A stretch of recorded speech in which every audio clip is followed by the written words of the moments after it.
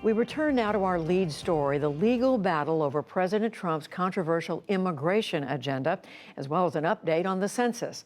Our White House correspondent, Yamiche Alcindor, is here with the latest. So hello, Yamiche. And to refresh everybody, it was back in April, the Attorney General William Barr issued this order saying that some migrants could not get out on bail. They had to, more than post bond, they had to be detained indefinitely. But now you have this federal judge in Washington state issuing a ruling that casts what the administration did in doubt. Exactly. And what we had was Attorney General William Barr and the president both seeking to keep migrants who came to the country and came to the United States illegally detained indefinitely. Now, this is specifically to people, not the people who come to ports of entry. These are people who come in between the ports of entry. They wanted to say no one can get bail. William Barr was going to have this go into effect on July 15th. The president calls this catch and release. He's railed about this in rallies and essentially says we can't just keep people, we can't bring people and then let them go out into communities. The judge is saying that's unconstitutional, that these migrants actually have to have a due process under the Fifth Amendment. And so this ruling, what more can you tell us about the argument that this federal judge made? Because as you say, the White House is pushing back. So the federal judge essentially said that these migrants have rights and that they cannot just be put in detention centers and not be given bail hearings. Most of the time, between 15,000 and 40,000 migrants get a bail hearing. About half of them are released on bond if that's the case, and they are able to come back when their case is processing. Now, this judge essentially said we need to have a neutral decision makers assessing whether or not these immigrants should be detained or whether or not they can be released.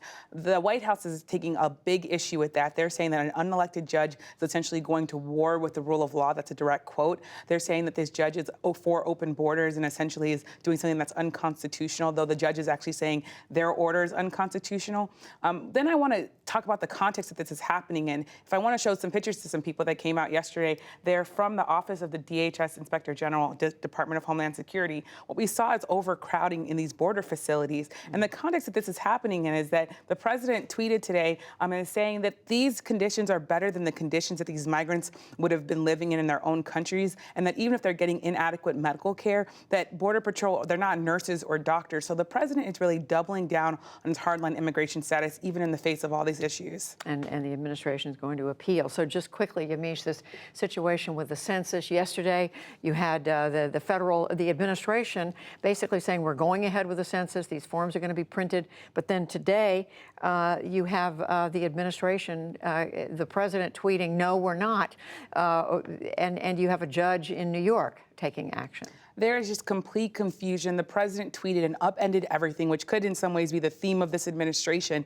But what we have is the president saying he wants to go forward with the census question and try to find a way. Last week, the Supreme Court said that the citizenship question couldn't be added to the census, but the government could come up with a different explanation if they wanted to try again. The president is essentially saying we're going to do that. The DOJ official who was representing the government in court today, he said his understanding was that this was going to be an issue that was essentially resolved, and now they've been ordered to push this forward. So the drop-dead deadline that is being reported is October 31st for printing the census. So what we're going to see is a lot of back and forth until then. And I said a New York judge. I should have said I made a mistake. It's a Maryland judge. But again, we're watching this closely. It's not clear what's going to happen. And a lot of cases moving through the courts. This transcript is, I think, eye-opening because what we're seeing is the president really tweeting a lot of things and upending everything. Yamiche Alcindor, thank you very much. Thanks.